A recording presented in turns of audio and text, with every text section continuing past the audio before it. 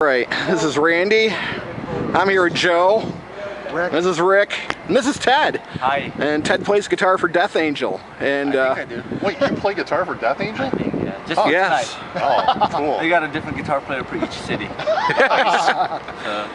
Well, I've seen you in this city a couple times, so. Yeah. And it's not snowing this And it's time. not snowing this time. It was brutal that last time when it was snowing. What was it? We saw you here in 2011, and that was an interesting ride up and back. Yeah. Because we live like an hour away from here, so. Buffalo? Actually, Well, Newark for him. Yeah, smaller towns like Seneca Falls for me, Waterloo for him. All right. Cool. Far away. far away. About an hour. So first off, you guys played the New England Metal Festival last night. How'd that go for you? It was great. I mean, granted, we only got a half hour, you know, whatever reason. But we went up there. It was like a hit and run. You know, we went up there, we rocked it, and people enjoyed it, and you know, it was a great festival. I mean, a lot of good bands, and you know, a lot of people came out, so it was cool. Yeah. Yeah, that festival always seems to do pretty well, no matter who they have on. Yeah, it's a well-known festival, and I'm glad to be part of it. Well, I know every year when they, you know, get ready to have that, I look and I'm like, man, that would make an awesome road trip if I was working a better job, but one of these days. And tonight's what? Testament, Exodus, Nuclear Soul tonight. Yep. Actually, I just saw Testament and Exodus a couple days ago in Niagara Falls, yes, he was at that. So that was sick. But so you're on the tour right now with Cavalier Conspiracy. This is an off date. Yeah. How long has the tour been going? And so far we're a week and a day into the tour. A week into the tour. We started last Friday in El Paso, April 10th, and it's going good. I mean, it's a good build. And, you know, the Cavalier camp and the COC guys, everyone's super cool. Everyone's getting along. It's a very comfortable tour. Very diverse tour, and everyone's getting along, and the vibe is good. I mean, the Cavalier camp, they're like a family. They bring this family vibe with them because, you know, Max has his sons on the road with him, Lodicon. Right. Both of his sons, they're the opening band, and everyone's getting along great. Everyone's super cool, and you know, that transcends into a relaxed vibe where no stress. Yeah. You know, and the whole trip is, you know, everyone go out there and have a good show. Exactly. You know, there's no egos, there's no nothing, and they treat us well. They're super nice, and you know, we're having a good time. We're having a good time. You get a little bit longer set playing with them. Yeah, they gave it. You know, we're doing an hour, and you know, it's great. You know, it feels good to play that long, and as a support act, and those guys are. Now, are you direct support for them? Yeah, or direct COC? support. It's Cavalera, Death Angel, COC, Blind. They're doing the Blind album in its entirety. Oh, awesome.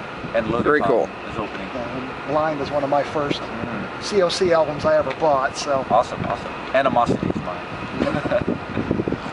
But Oh, I'm going to ask him what his favorite Death Angel song is.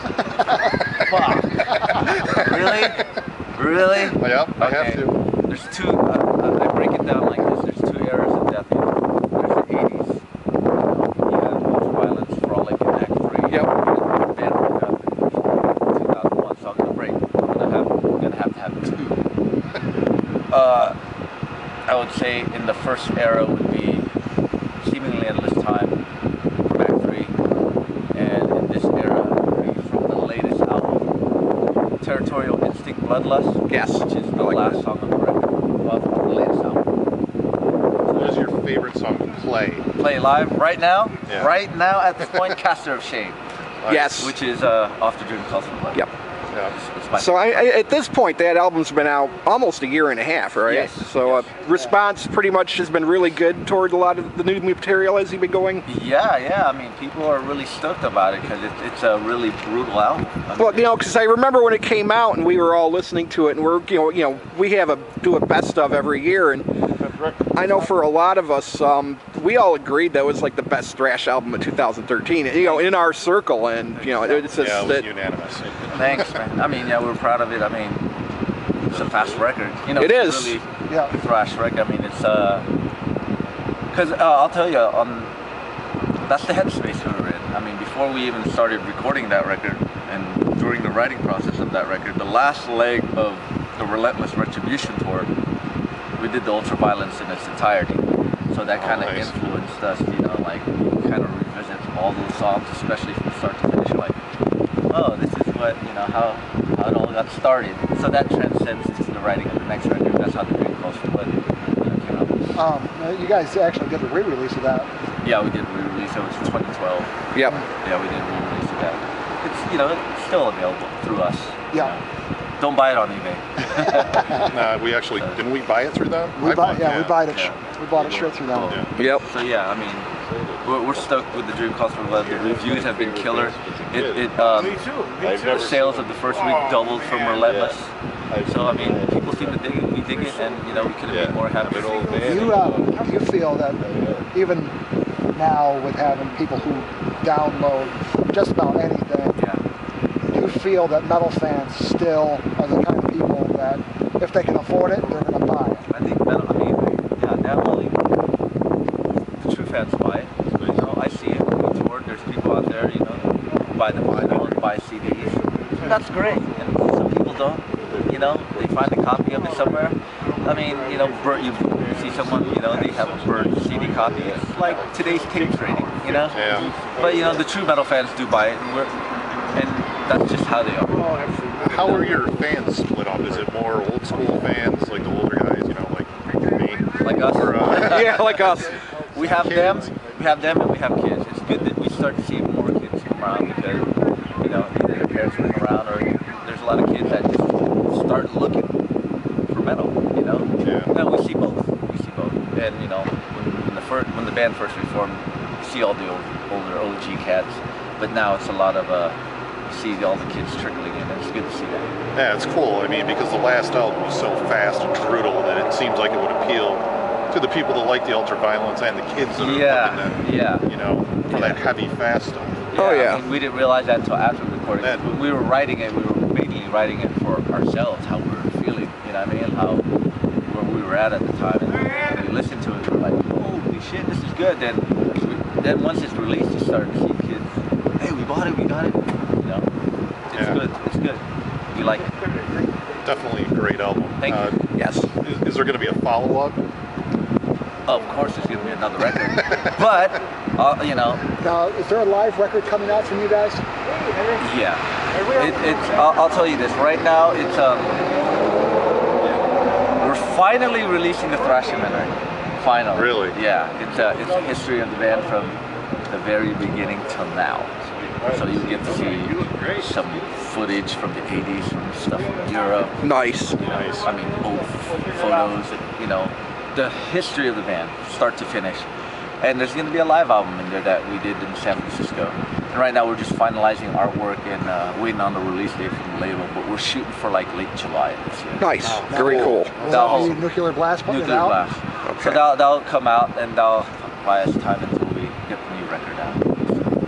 Something to tide the fans over. Yeah, Absolutely. and I think the fans are going to really be stoked on Oh, yeah. not only Oh, the yeah. live record, but the Thrashimentary. I've seen the final cut, and it's like, it's over 2 hours long. Yeah. Oh, And nice. Sweet. You're gonna see stuff like, whoa, I didn't see that before. You know? I find most documentaries to be more interesting than regular TV now. Oh yeah, I do too. I don't watch regular TV. I watch like the Discovery Channel and all that. I look for documentaries on like Netflix. Last Rocket documentary. Oh, you said Last Rocket Fire in the Hole, bro. You know, good band by the way. Yeah, that was an awesome documentary too. So we'll release it sometime in late July. We're just waiting on the release date for the Yeah, that's cool. Yeah.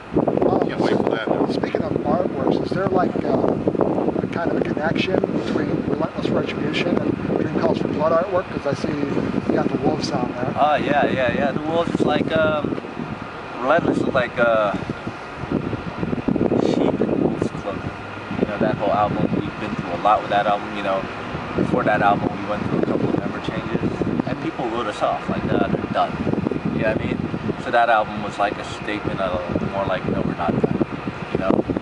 And the Dream Calls for Blood is basically the story. You know, I mean, when everyone has a dream, and you know, you have to go through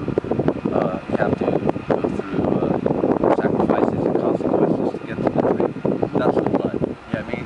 It's not an easy task to get to where you want to go. I mean, we're still, as a band, we're still struggling to be that band, and you know, we're still trying to reach that agreement. You know, spilling blood along the way. Now the older members that left, Yeah. like Andy and Dan. your bass player, are they still in contact with those guys? I haven't been in contact with them. I don't know about Rob and Mark, but I know Andy's playing in a band called Spiral Arms with Craig Lucicero from Forbidden. Oh yeah, okay, yeah, yeah. we played that. Yeah. That album's awesome. Yeah, it's a great album. They had that I mean, Sabbath cover we were playing too. yeah, and I know they have a new album coming out. I know Andy's doing that. I know through mutual friends, it's going really well. He's happy. So, and the others, I don't know what they're doing. I don't know what Den's doing at the moment. I know Gus on our downtime. Rob still hangs out with Gus, and once in the blue moon they pick up their acoustic guitars and play for fun. So Yeah, because Rob does some solo stuff too. yeah, doesn't he? Gus is involved in that. Well, when Rob has time, because Death Angel's a really busy band. Yeah. So Right. usually on the downtime when we're not, if Rob has a break where Death Angel's not doing nothing and Rob has a little, you know, has time, him and Gus will get together and just jam for fun, acoustic music. And that's like, just hang out at the, you know, in the porch or in the jam room and let's just jam for fun. Very cool. And we know what you're doing. You're kicking ass. Absolutely. man. I'm You're gonna trying. kick our ass later. Yeah. Yes. We just did sound check today and it sounded really good up there. We're like, oh, The past couple times we've seen you, you sounded amazing. It's absolutely. thank you. This will be my 4th time seeing you, and you blow me away each time. Thanks. We're doing our best. You know, that's we like to do that. And you it's know? working. All right. I mean, that's what we like to do. That's what we set up our lives to do. This. I can't remember if you asked this question earlier, but you've been in the band since what, Art of Dying? Or were you My before first that? gig was August 11th, 2001. It was the Chuck Billy benefit, right? Yeah. I've been with the band. It's coming up Okay. So that's 14 years this August. Yeah, holy cow. Yeah. It's fun. I still get giddy, you know. Well, they had to have been a kick right there. You know, it was like getting the call. It's like, hey man, Gus can't do this. Can you? Exactly. Rob gave me the call. I said, yeah, I'll do it. You know, here I am today. I was going to say, even Violence played that. They even had Rob Flynn there. For No, that. Rob Flynn wasn't at that one. He wasn't at that No, one. no. 'Cause there was a video with him. He was at one of the gigs. I It was forget at. I think it was at their very last gig in San Francisco. Probably. I'm not sure. So yeah, I've been with the band 14 years. We're having a great time. We're very fortunate. You know, no complaints, and we still like writing music and still like jamming. We still like playing live to people. So we're fortunate about that. what. How old are the dudes in the band? Because I know they were really, really young when they started. We're in our early 40s. Let's put it that way. Early 40s. So still young enough to go. Yeah, that demo tape You're not came done out, yet. They were like 12, Yeah. 14. Yeah, they were young. I remember I have that demo tape. They were young.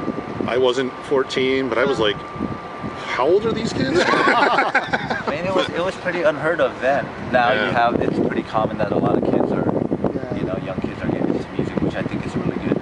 Nobody was playing that thrash though. No. Now no, they're no. not playing the thrash It's a that those different. guys played. It's a different time and era then. You know, Yeah. thrash was just starting to come out, and I think the only band that comes close right now, there's a band called Noisem. It's a bunch of kids. They were opening for Carcass. They're from Ohio. Oh, okay. Um, I have to check it out. I like Carcass. Yeah, So they there must be influence. Yeah, well, these guys were more of thrash. They played the Decibel tour last year, and it was Carcass, Gorguts, Black Dahlia, and then Noisem was the opening band. And I think the oldest dude in that band is maybe just 20. Okay. Yeah, but back then it was unheard of to have Yeah. teenagers play. Oh yeah. Oh yeah. And especially when you're that young and you're playing with like over 21-year-olds, you know. So Mm-hmm. I saw them grow. You know, I was at their shows growing up, and they were killing it, man. They're a good band. Fortunately, I couldn't make a show, but I still have my original Death Angel sticker. All right. On sale right now, so cool. Awesome. Well, thank you very much for your Thanks, time. man. Yes. Thank you. you. It's been a Rick, pleasure. is it? Who's Rick? Rick? That's Joe. And Joe. Joe. Randy's with Randy. Ken. And I'm Randy. All right. All right. Thanks, guys, for your time. Yes, thank you. Enjoy the show.